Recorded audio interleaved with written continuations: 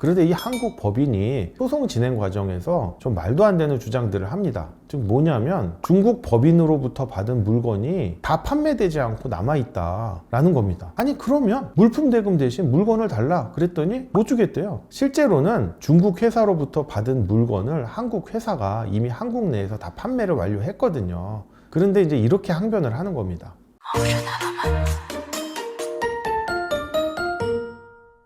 안녕하세요. 신탁의 오상민 변호사입니다. 이번 영상은요, 외국 회사가 한국에서 못 받은 돈을 받아준 사례를 설명드리도록 하겠습니다. 부제로는요, 외국 회사가 대한민국 법원에 소송을 제기하는 방법입니다. 제가 실제로 상담을 하고 소송까지 맡아서 승소를 했던 사례인데요. 해당 회사는요, 중국에 있고요. 회사의 대표자도 중국인이고 실제 중국에 거주하고 있었습니다. 해당 회사는 한국에 있는 회사에게 중국 물품을 판매하고 그 물품 대금도 중국 돈으로 받는 회사였습니다. 그런데 언제부턴가 한국에 있는 회사가 중국 회사로부터 물품을 받고 한국에서 모두 판매를 했는데 그 물품 대금을 안 주고 연체를 하기 시작했던 겁니다. 그래서 한국에 거주하고 있는 중국 회사의 임원이 저에게 상담을 왔습니다. 이 중국 회사의 임원은 중국인이기는 하지만 한국어가 유창하신 분이에요. 그래서 아니 중국 회사가 중국에 거주하고 있고 대표자도 중국인이고 중국에 거주하고 있는데 한국에 있는 회사를 상대로 물품 대금 청구 소송을 진행할 수 있느냐. 그래서 제출해야 될 서류가 복잡하고 많기는 하지만 당연히 가능하고 승소할 수 있다라고 해서 소송을 진행했던 건입니다. 여러분 그런데 한국에서 한국 회사들끼리 소송을 하면 서류를 제출하는데 문제가 없어요. 뭐 법인 등기부 등본, 뭐 법인 인감 증명서 이거 뭐 쉽게 발급받아 가지고 법원에 제출하면 되는데 지금 저희 원고 회사는 뭡니까? 중국에 있는 중국 회사, 중국 법인이거든요. 그러니까 중국 양식의 법인 등기부 등본 그리고 중국 양식의 법인 인감 증명서를 발급받아 가지고 한국 법원에 제출해야 돼요. 그런데 판사님이 이게 중국에서 발행한 적법한 문서인지 설령 적법한 문서라고 하더라도 이게 무슨 말인지 어떻게 알아먹을 수가 있습니까? 그렇기 때문에 이렇게 해외에서 발급한 서류는 다음과 같은 절차를 거쳐야 됩니다. 첫째, 예를 들어서 중국에서 중국 법인 등기부 등본을 발급받았다라고 하면은 중국 내에서 한국어로 번역 공증을 받아야 됩니다. 그래야 이게 한국말로 무슨 내용인지 알 수가 있잖아요. 그리고 중국 외교부에 가서 공증을 받아야 돼요. 이게 중국에서 발행된 문서가 맞습니다. 그리고 나서요, 중국에 있는 한국 영사관에 가서 다시 또 공증을 받아야 됩니다. 중국에 있는 한국 영사관이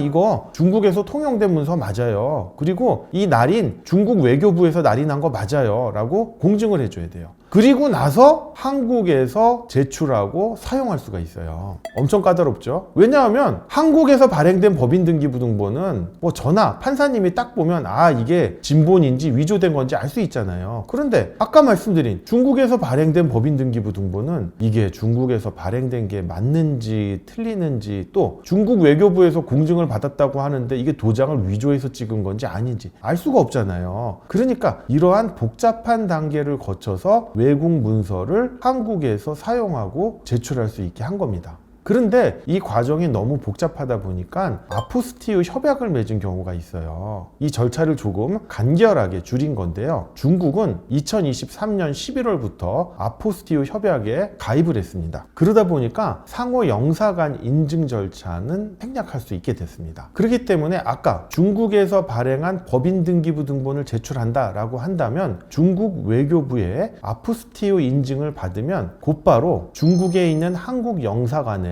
추가적인 공증이나 인증 절차 없이 바로 한국에서 사용하고 제출할 수 있게 됐습니다. 물론 이 경우에도요, 번역 공증은 필수적으로 받아야 돼요. 번역 공증 자체가 의무는 아니지만 한국에서 중국어를 모두 다 이해할 수 없고 재판장님이 중국어에 능통하신 분도 아니잖아요. 설령 재판장님이 중국어에 능통하다 하더라도 번역 공증은 필수적으로 받아야 됩니다. 그리고 이 중국 법인이 한국 법인을 상대로 대한민국 법원에 민사소송을 제기하는데 또 다음과 같은 어려움이 있었어요. 뭐냐 하면 한국에 있는 변호사한테 소송 위임장을 써줘야 되잖아요. 그 소송 위임장에 날인 또는 서명을 해야 되는데 이 소송 위임장을 공증을 받아서 제출을 해야 되거든요. 물론 이제 번역 공증도 해야 되겠지만 이게 중국 법인의 대표자가 날인하거나 서명한 거다라는 공증도 함께 받아야 됩니다. 그렇기 때문에 제가 공증사무소에 가서 소송 위임장 공증을 받으려고 하니까 중국 법인의 대표자가 한국으로 입국해서 실제 공증 절차에 참여를 해야 된다는 겁니다. 그래서 제가 아니 이 중국 법인 대표자가 중국 현지에 있는데 혹시 줌 같은 영상으로 안 되냐 그랬더니 안 된다고 하더라고요. 이게 이제 코로나 시국 때는 이런 영상 공증도 허용이 됐는데 지금은 안 되고 실제 한국에 와서 공증 절차에 참여해서 공증을 받아야 된다라고 하더라고요. 그래서 어쩔 수 없이 해당 중국 법인이 이 대표자를 한국에 나와 있는 중국인 임원으로 급히 변경을 했습니다.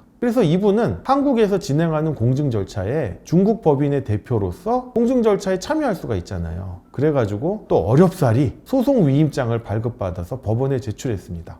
해당 소송은 너무나도 명백한 소송이어가지고요. 저희가 무난하게 승소를 했고요. 그런데 이 한국 법인이 소송 진행 과정에서 좀 말도 안 되는 주장들을 합니다. 즉 뭐냐면 중국 법인으로부터 받은 물건이 다 판매되지 않고 남아있다라는 겁니다. 아니 그러면 물품 대금 대신 물건을 달라 그랬더니 못 주겠대요. 실제로는 중국 회사로부터 받은 물건을 한국 회사가 이미 한국 내에서 다 판매를 완료했거든요. 그런데 이제 이렇게 항변을 하는 겁니다. 두 번째로는요, 중국 회사가 한국 회사에 제공한 물품에 하자가 있대요. 그런데 여러분 민법상 하자 담보 책임과 달리 상법상 하자 담보 책임은요, 매수인 측에서 물품을 받자마자요 검수를 해서 하자가 있으면 즉시 통지를 해야 되고요, 예외적으로 즉시 검수를 했음에도 불구하고 발견할 수 없는 하자의 경우에는 6개월 이내에 하자가 있음을 발견하고 통지해야 됩니다. 단 이 경우 검수를 완벽히 이행했다는 입증을 매수인이 해야 돼요. 그런데 그 어느 경우에도 매수인은 하자를